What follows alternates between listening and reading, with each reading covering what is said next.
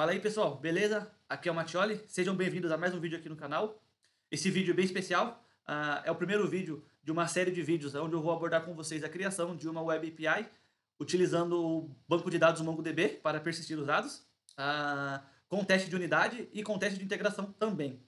E vou utilizar conceitos da Clean Architecture nessa Web API.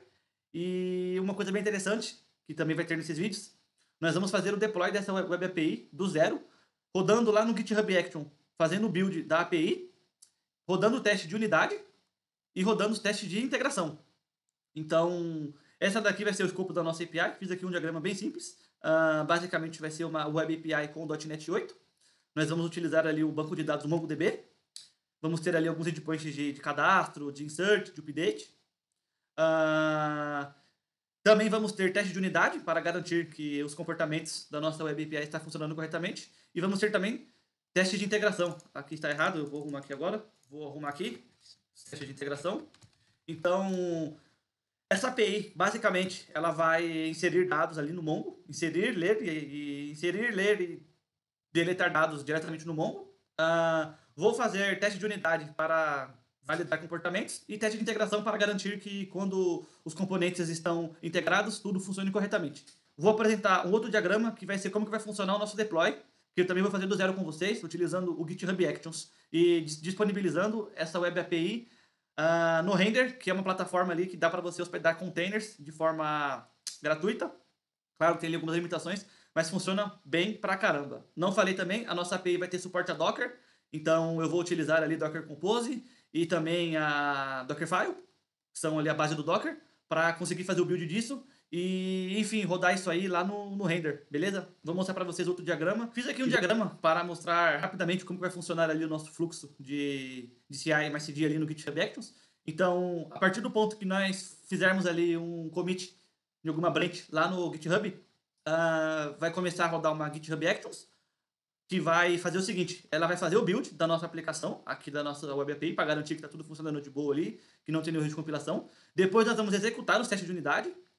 Nesse processo de executar os testes de unidade, basicamente nós vamos garantir que a unidade do nosso sistema ali está funcionando corretamente.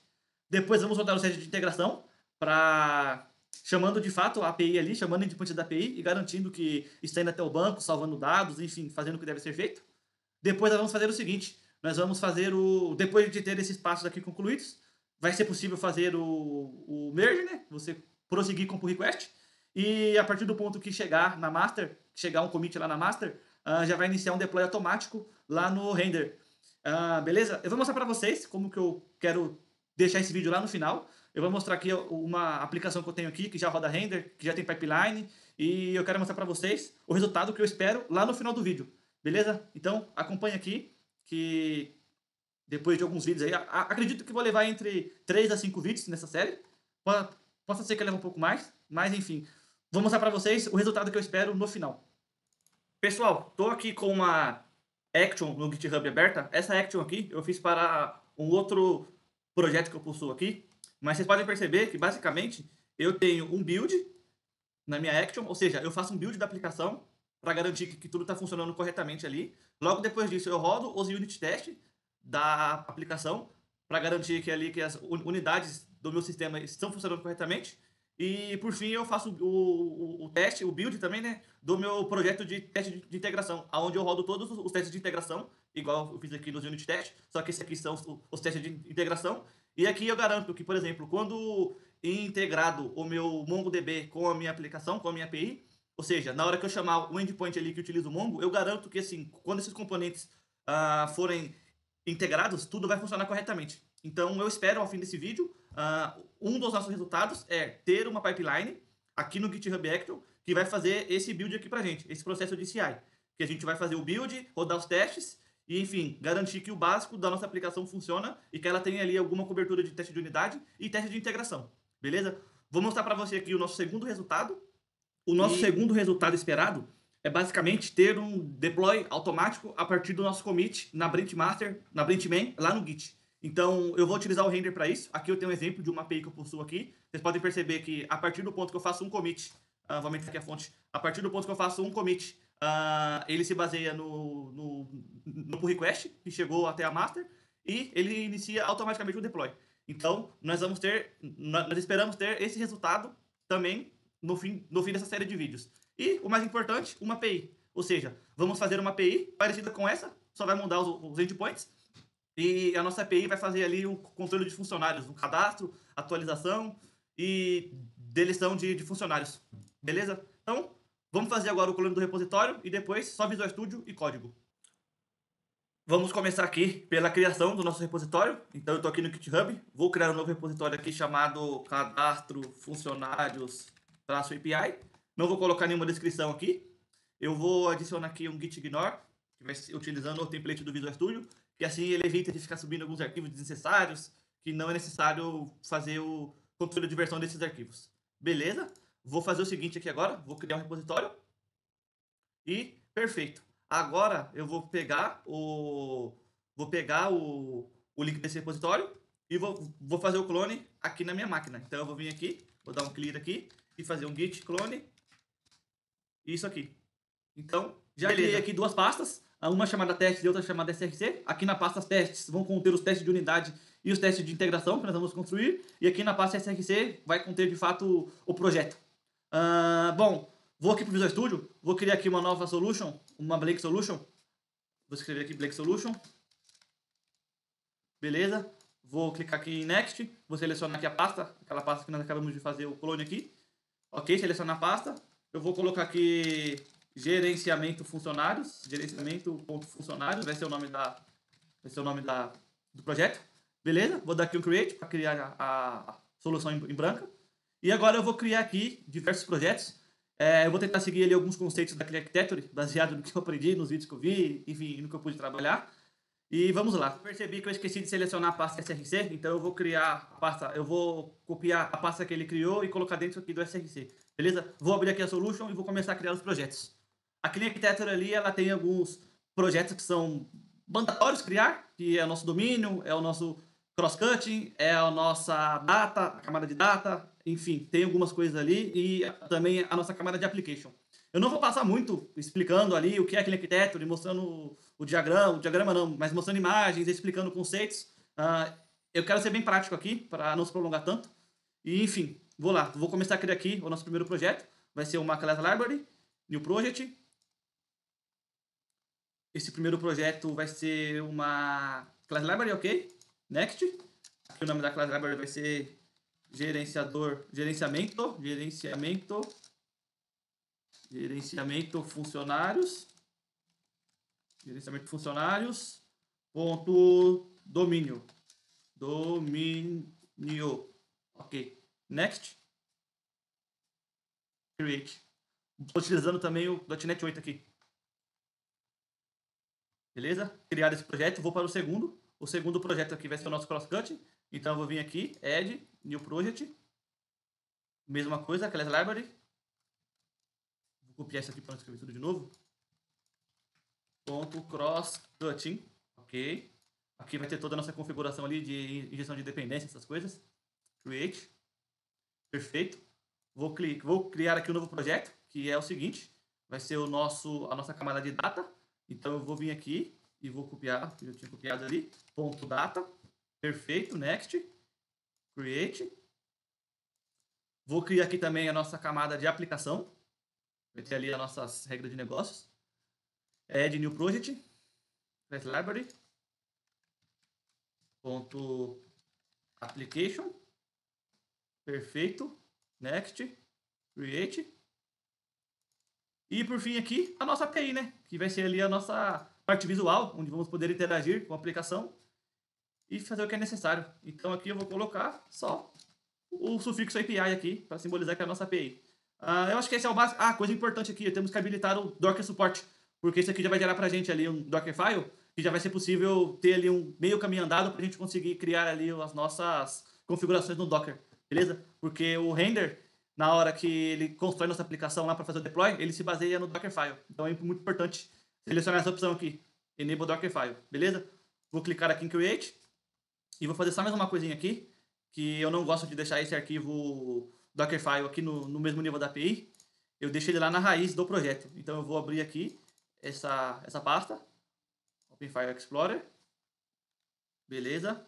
Vou pegar esse arquivo aqui e vou colocar ele aqui na raiz aqui do projeto, aqui na pasta, aqui nesse nível.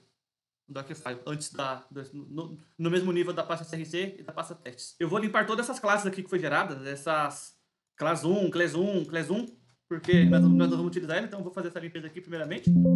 Tá removendo tudo aqui. Também vou remover esse cara aqui que ele gerou, esse Weather Forecast, e esse controller aqui também que foi gerado, porque nós vamos criar os nossos próprios, então não é necessário. E aqui, eu geralmente começo configurando a dependência a partir do domínio. Então, o nosso domínio, ele vai ser utilizado lá na camada de data. Então, eu vou fazer o seguinte, eu vou aqui em Dependencies, clicar em Add, Project Reference, e vou adicionar aqui uma referência ao domínio. Beleza? A primeira coisa é isso. Já a segunda dependência é a dependência entre a nossa camada de data com a camada application. Então, eu vou vir aqui nas dependencies, Add Project Reference, e vou adicionar uma dependência entre a nossa camada da application e a camada de data, ou dado, enfim.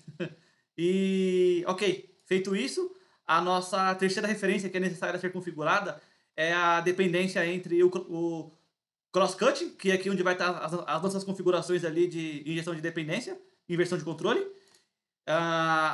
Essa camada de cross-cutting, ela precisa de uma referência entre a camada de data e também a camada application. Então, vou fazer isso aqui.